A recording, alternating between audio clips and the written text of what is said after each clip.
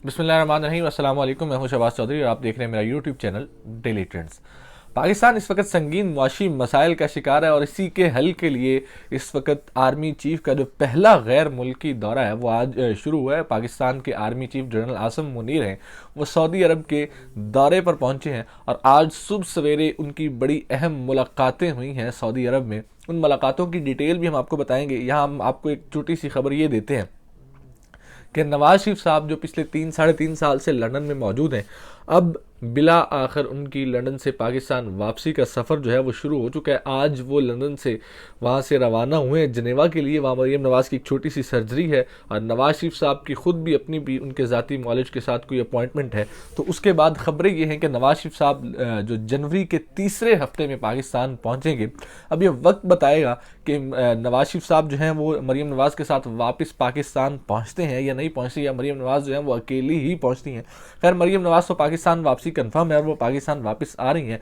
उसकी एक बड़ी वजह यह है कि कल पाकिस्तान मुस्लिम लीग नून की जानिब से एक नोटिफिकेशन जारी किया गया। उस नोटिफिकेशन में जो मरीम नवाज़ हैं उनको पाकिस्तान मुस्लिम लीग नून की सीनियर नायब सदर बनाया गया और उनको चीफ ऑर्गेनाइज़र भी मुकर्रर किया गया। चीफ ऑर्गेनाइज़र बनाने का मतलब यह है कि पाकिस्तान मुस्लिम लीग नून की जितनी भी सियासी सरगर्मियाँ होंगी या जितनी भी अब तंजीमें नौ जो है वो जितनी भी तमाम तंजीमें बनेगी या जितनी भी तंजीम साजी पाकिस्तान मुस्लिम लीग नून के अंदर होगी वो मरीम नवाज़ के अंडर होगी। टिकट की तकसीम है पाकिस्तान मुस्लिम लीग नून की, वो भी मरीम नवाज़ के अंडर होगी। तो इसका मतलब यह है कि पाकिस्तान मुस्लिम लीग नून का ऑलमोस्ट जो कंट्रोल है वो मरीम नवाज़ के पास होगा। यही वजह है कि मरीम नवाज़ पाकिस्तान वापस आ रही हैं और साथ ही साथ इस दफ़ा मरीम नवाज़ जो हैं वो जुनेद सफदर को अपने साथ लेके आ रही हैं। और जुनेद सफदर को इस दफ़ा पाकिस्तान वापस लाने का मतलब और मकसद सिर्फ ये है कि जुनेद सफदर साहब को अमली तौर पे पाकिस्तान की सियासत के अंदर लॉन्च किया जाना है इस इलेक्शन में। और जुनेद सफदर साहब जो है वो अपनी वालिदा के साथ अमली तौर पर सियासत में हिस्सा लेंगे और मुस्तकिल तौर पर पाकिस्तान में रहेंगे। खबर तो यही है, देखते हैं कि क्या वाकई मुस्तकिल तौर पर पाकिस्तान में रहते हैं या यही पाकिस्तान मुस्लिम लीग नून और जो नवाज शरीफ जो शरीफ ख़ानदान है उनका एक हिस्ट्री रही है कि जब पाकिस्तान के अंदर ये इक़्तिदार में होते हैं तो ये पाकिस्तान में होते हैं, लेकिन जब पाकिस्तान में इक़्तिदार में नहीं होते तो ये पाकिस्तान में नहीं होते। तो देखते हैं ये कि क्या वाकई वो मुस्तकिल तौर पे पाकिस्तान आते हैं या नहीं आते। इसकी भी डिटेल हम आपको बताएंगे। आखिर बिला आखिर ये वापस आ क्यों रहे हैं। इस वक्त इस्लामाबाद से खबरें ये आ रही हैं कि हुकूमत जो है वो अपने आखिरी दिनों में जा चुकी है और अपने आखिरी हफ्ते जो हुकूमत के हैं वो शुरू हो चुके हैं। इसका जो इशारा है वो काफ़ी लोग पहले वज़ीर क़ानून भी दे चुके हैं। वज़ीर ख़ारजा की गुफ्तगू से भी 2 दिन कबल ये बात लगी कि वाकई हुकूमत जो है वो इलेक्शंस की तरफ जा रही है। इलेक्शंस की तरफ जाने का जो मेन मकसद है वो ये है कि पाकिस्तान के अंदर सियासी इस्तेहकाम लेके आना, और सियासी इस्तेहकाम लाने के बाद जो है सियासी इस्तेहकाम आएगा ही तो मुआशी इस्तेहकाम आ सकेगा। उसके लिए पाकिस्तान जितनी भी पाकिस्तान की सियासी जमातें हैं उन्होंने अपनी जो पोलिटिकल एक्टिविटीज़ हैं वो भी तेज़ कर दी हैं। आसफ जरदारी साहब आजकल बड़े एक्टिव हुए हैं और बलूचिस्तान और सिंध से जो है वो दीगर जमातों के जो दीगर इलेक्टेबल्स हैं उनको पाकिस्तान पीपल्स पार्टी में शामिल करवाने की कोशिश की जा रही है। इवन पंजाब से भी पाकिस्तान तहरीक इंसाफ के लोग तोड़े जा रहे हैं, जनूबी पंजाब से लोग तोड़े जा रहे हैं।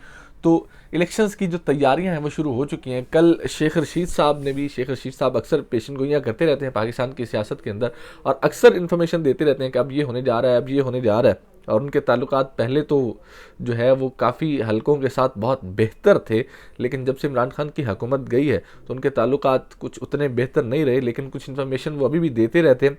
कल उन्होंने अपने ट्वीट किया और उस ट्वीट में उन्होंने कहा जी पाकिस्तान के अंदर जो इलेक्शंस है वो इलेक्शंस का फैसला हो चुका हुआ है और हुकूमत को इलेक्शंस का पैगाम भी दे दिया गया है और हुकूमत को ये बता दिया गया है कि पाकिस्तान अब इलेक्शंस की तरफ जा रहा है। अब सिर्फ शेड्यूल तय करना बाकी है कि कब इलेक्शंस होंगे कब नहीं होंगे। आज फवाद चौधरी साहब ने भी एक ट्वीट की कि मुल्क में इलेक्शंस आ रहे हैं, मुल्क जो है वो आम इंतखाबात की तरफ जा रहा है।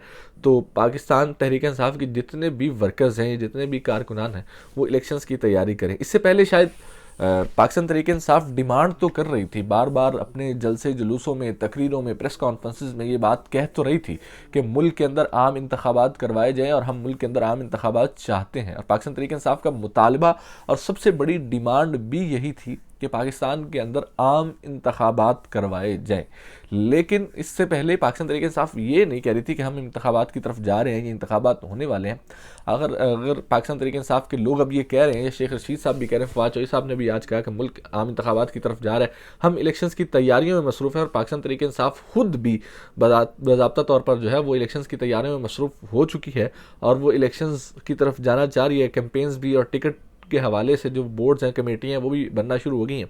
तो वाकई हालात ये बता रहे हैं, कुछ इस्लामाबाद से खबरें भी वैसी आ रही हैं कि अब मुल्क जो है वो इलेक्शंस की तरफ जा रहा है। यही वजह है कि नवाज शरीफ साहब और मरीम नवाज़ जो हैं वो पाकिस्तान वापस आ रहे हैं, ताकि पाकिस्तान मुस्लिम लीग नून की जो भाग दौड़ है वो खुद अपने हाथों में ली जाए और ख़ुद पाकिस्तान मुस्लिम लीग नून को नवाज शरीफ साहब लीड करें और मरीम नवाज़ जो है वो पाकिस्तान मुस्लिम लीग नून को चलाएं, और जिसकी वजह से शायद पाकिस्तान मुस्लिम लीग नून का मोराल बुलंद हो सके और पाकिस्तान मुस्लिम लीग नून जो है वो इलेक्शंस में बेहतर परफॉर्म कर सके। यही वजह है पाकिस्तान में जो है मरीम नवाज़ और नवाज शरीफ साहब को वापस लाने की।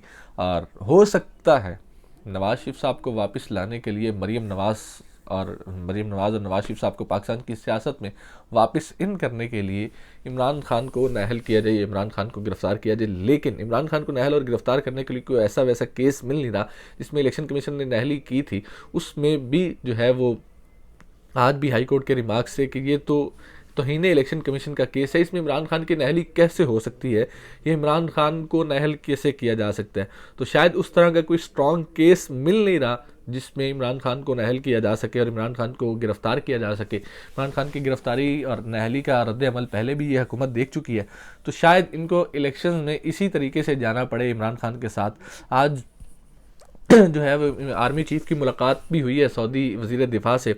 वज़ीर आर्मी चीफ जो हैं वो ऑफिशियल दौरे पर सऊदी अरब पहुंचे और उनकी मुलाकातें मुतवक्किल हैं। और हुकूमत ने इस दौरे से बड़ी उम्मीदें लगाई हुई हैं। हुकूमत और जितने भी बहुत सारे सीनियर सहाफ़ी हज़रात हैं वो भी ये कह रहे हैं कि ये दौरा पाकिस्तान के लिए बड़ा मुफीद साबित होगा। एक तरफ तो इस्टेब्लिशमेंट और फ़ौज ये कहती है कि हम इस वक्त न्यूट्रल हैं, और दूसरी जानब हुकूमत ख़ुद जो है वो बार बार इस चीज़ों की दावे कर रही है और बार बार ये हुकूमत फ़ौज और इस्टेब्लिशमेंट को सियासत में जो घसीट के लाने की बातें ये कर रहे हैं कि जी आर्मी चीफ जो है वो जाएंगे और सऊदी अरब हमें $3 अरब दे देगा और पैसे हमें डॉलर्स मिलेंगे आर्मी चीफ के जाने की वजह से।